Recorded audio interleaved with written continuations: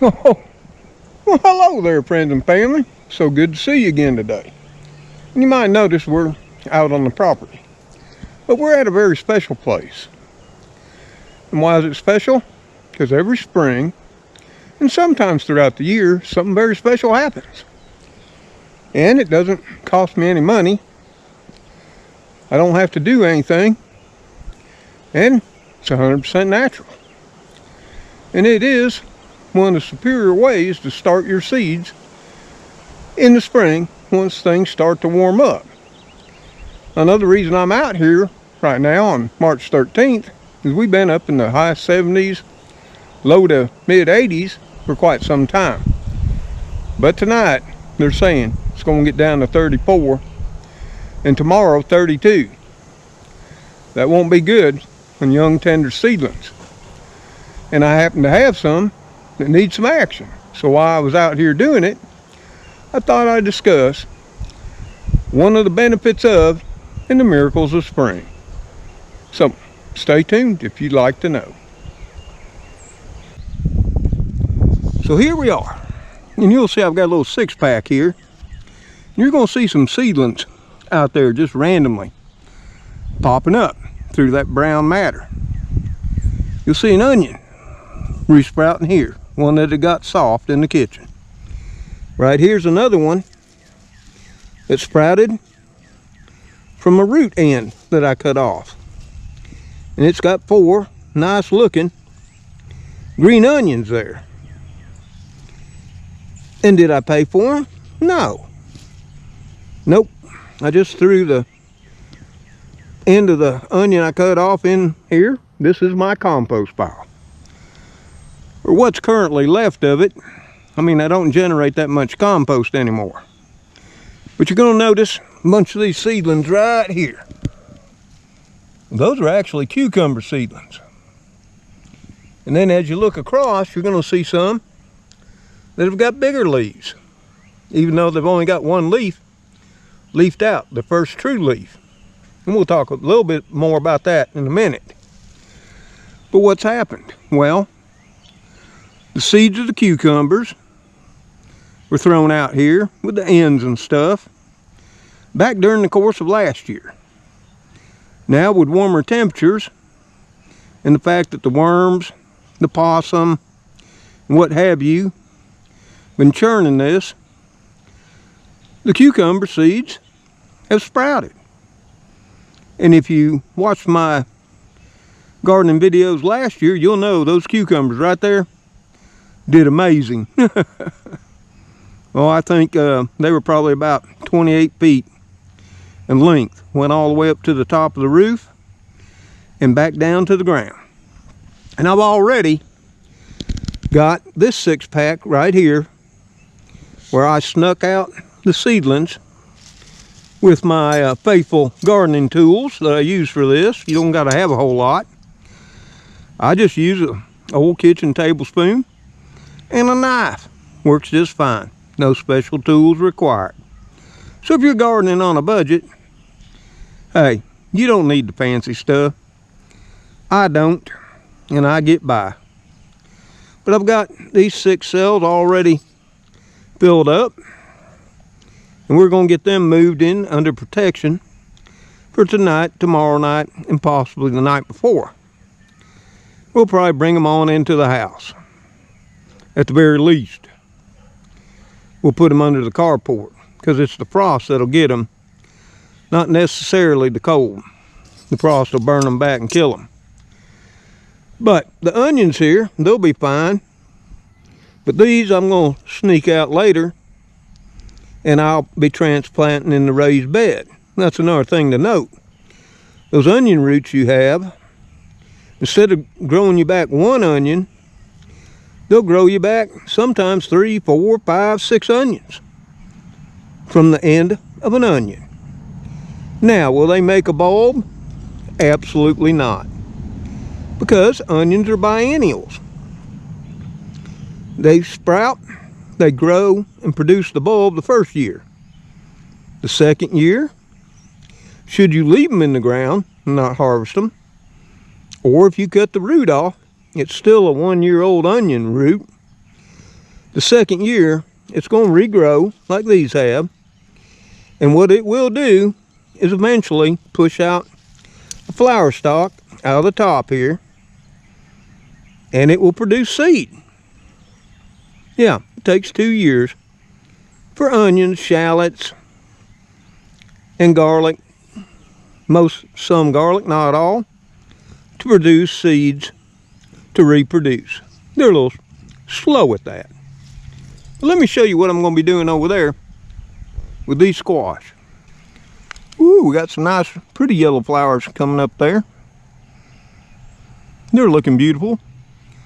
The bees will be loving it when they wake up later.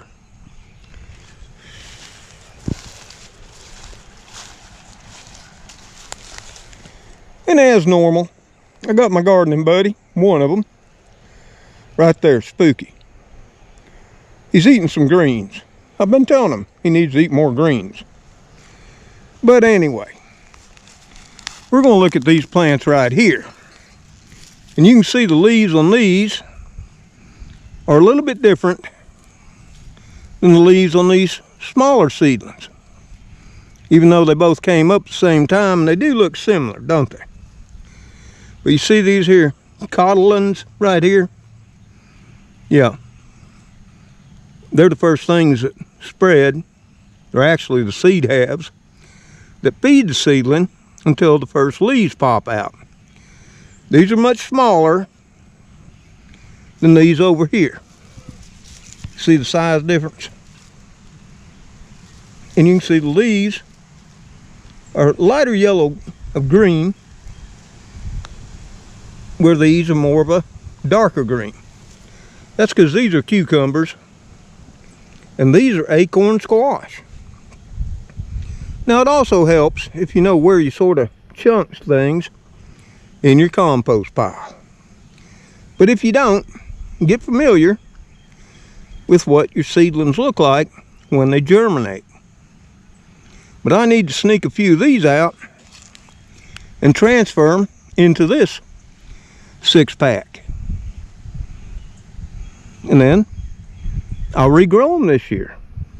And at the end of this video, I'll show you my last acorn that I still got on my counter that I grew and harvested in late September when we go on in. So let me get these out, and I'll just be using my spoon and my knife to gently tease them out of the ground, and then I'll make a hole and stick them over there. I'll try to set you up where you can see what we're doing. We're going to start right over here on this one. In fact, we got 2 there, and we're going to try to sneak them out without damaging the roots. Well, there's another one right there looking mighty fine too. So we're just going to take our spoon, come over here a ways, and you can see that ground's really nice and loose. Okay? And we're going to try to very carefully tease them apart. We don't want to disturb many of the roots. See, they got quite a few roots right there. Just shake them. See? There's a fine one right there. And then we're going to make us a hole in our 6-pack.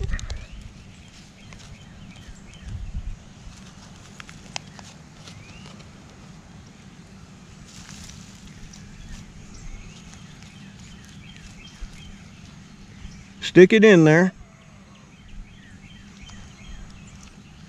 And then we're going to take some of this here compost,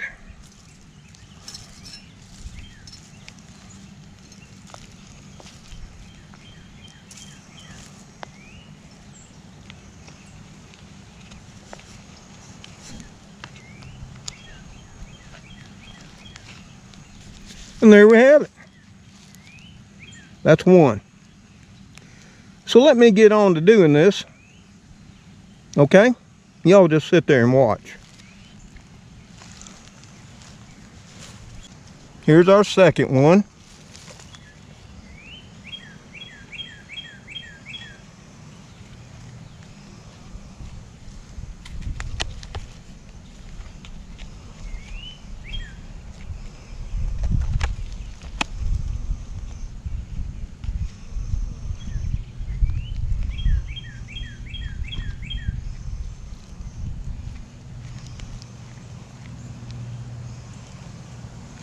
Now we got 2 free acorn squash plants from the compost pile. That one, we lost the roots. It's a casualty. Such is life. We're going to tease these on out.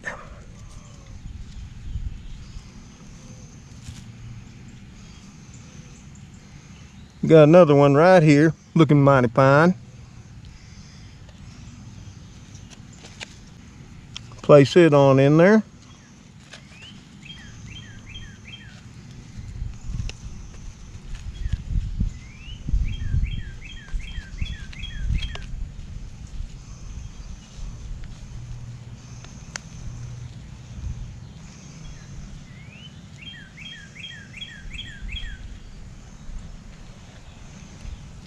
Now we got 3. We're just going to continue the process.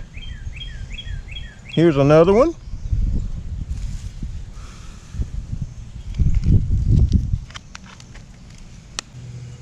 Ooh, it's got some nice roots to it.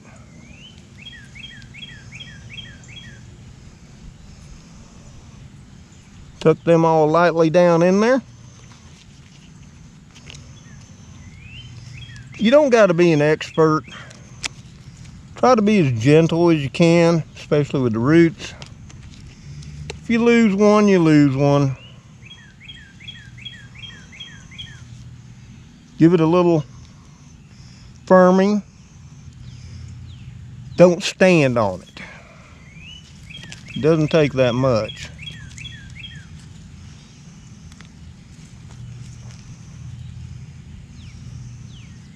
The good thing about this is I know what these varieties were. Ooh, look at the roots on that one. That one's looking fine.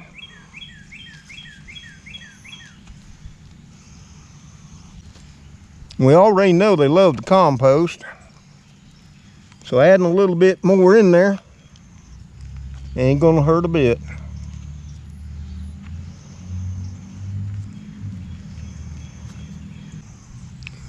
I need to stink one more out. But it looks like that's all the squash ones I currently have. Nope, I think I found another one. Yes, I did. Found another one. It was already starting to vine. So let me get her in there. And there we have it. 6 acorn squash plants. They didn't cost me a dime. Coming out of where else? Where I throw my veggie scrap. Which I also throw it out here, so, you know, our neighbor possum can eat what they want. And they ride around in the compost pile, stir everything up. And the worms come and eat it down. I pretty much just use a pile, or compost in place as they call it. But let's take these over to where we got our others, and we'll chat about what we need to do to get things ready for the frost tonight. So we got the seedlings out of the compost pile, which don't look like much of a pile. It was about 4 feet high and maybe around 4 or 5 feet round, you know, when fall set in. And if you've ever seen videos about composting I do, which I don't get real extravagant, but you know, my worms, they churn here. Because once upon a time, I bought a pile of worms and put them in that area, which used to be a gardening area, and my other south side garden area. And they're hungry. And a 4-foot pile during the fall and winter months, they just keep eating from the bottom up until come spring. That's what you got. And that's where I put all my kitchen scraps. Well, except meat. You know, ends from onions, potato skins, carrot ends, you know, all that kind of stuff. Lettuce, fruits that go soft or spoil. Yeah. Yep, eventually, apple tree will pop up, or maybe an orange. But neither of those I really have any interest in growing here at my age anymore. But I got those seedlings all saved. Didn't cost me a penny. They were free. And I know the cucumbers and the acorn squash came from something I grew right here last year. So I know what type they are, what variety, how they perform. And I can expect the same thing from them this year. Because I only grew one type of squash, winter squash, last year. And that was the acorn. Only grew one variety of cucumber, which became massive and produced more cucumbers one little old man could eat. So yeah, I got them sitting over here in the shade for now, because that's another thing. Once you transplant, you don't want them out in this here sun. If you're looking behind me, you can see it's a bright blue sky and not many clouds. You know, some light ones, hazy, and that. We got our 2 kale that we just stuck in a 6-inch and, well, an 8-inch and a 6-inch pot. We're going to try growing them off in that. And then we got over here our starts that we bought a week ago. And you're thinking, why ain't they in the ground, Mr. Tom? Well, they're not in the ground because we've had constant, incessant rainfall. And we'll get dry for a day, and then here comes the next big storm front. And we've got a lot of rain in this past week. Just this weekend, we got over 5 inches. So the ground, if you were noticing, is still sopping wet. So I didn't get them out. And now I'm thankful I didn't. Because with these possible freeze temps we got coming tonight, tomorrow night on Tuesday, and even Wednesday, the low's predicted for 35. I'm glad these aren't in the ground. Because if it were to get lower, and all depending on your area, your elevation, and your microclimate, it could get cold enough to kill off my tomatoes and my peppers. The collards would survive it. Yep, and so will the kale. But I did know for a fact these cucumber seedlings, which are looking a little rough because that bright sunshine, once you disturb their roots, yeah, they get a little bit weak. That's why we got them over here in the shade. I should have brought them down right after I did it.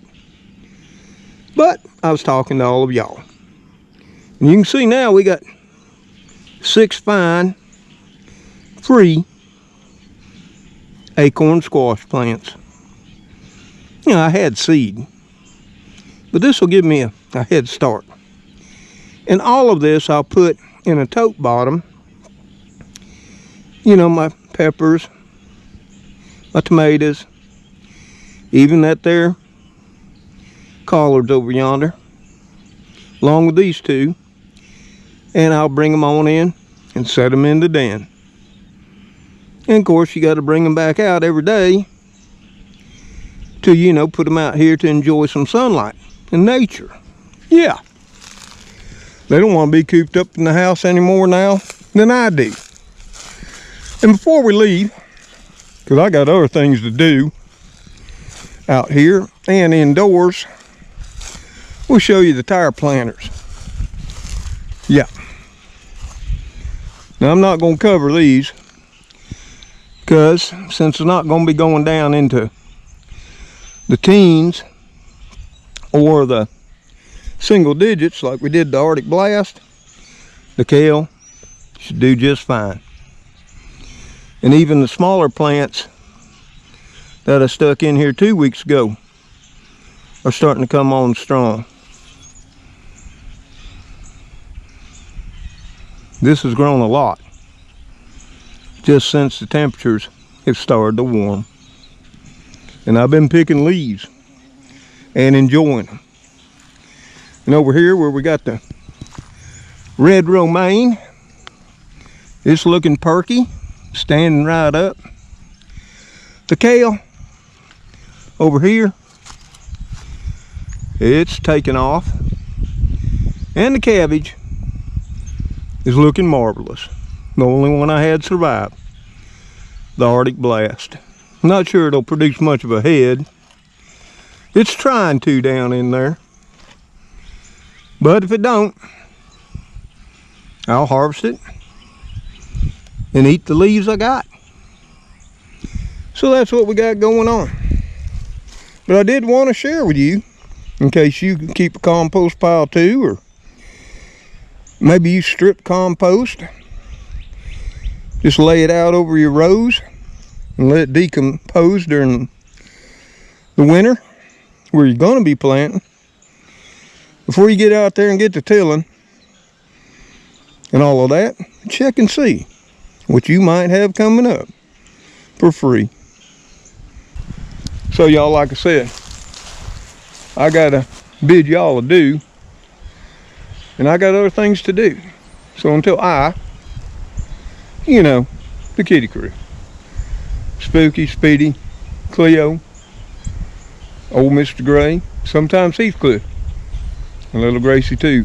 See y'all on that next video. Y'all take care, stay safe, and may God bless you as you bless those in your lives. Goodbye for now. Yep. I think it's lunchtime for me too. Let's head her on in. Whew. Well, there's some nice yellow flowers too. They're simply beautiful. I do like my wildflowers. Soon they'll be gone.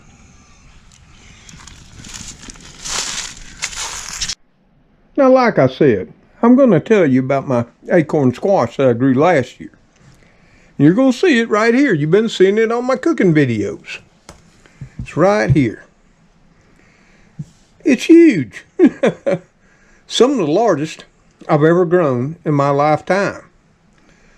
It's about as big as my entire hand, which if you're familiar with acorn squash, that's rather large. Now, it is orange now.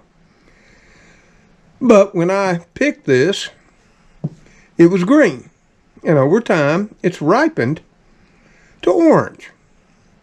So it's been here now 5.5 months. And I'll be eating it soon. I keep a close eye on it. It's still nice and firm and solid, looking good. Now I keep it out here on the counter, so I'll keep an eye on it.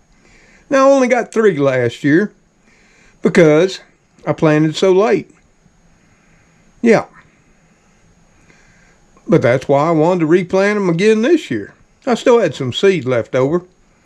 But why not get those free seedlings and get them planted from, you know, seeds that have already started to acclimatize in my own area.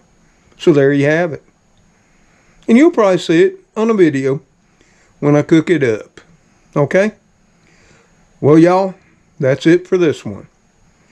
So we'll just say, as we always do, later all.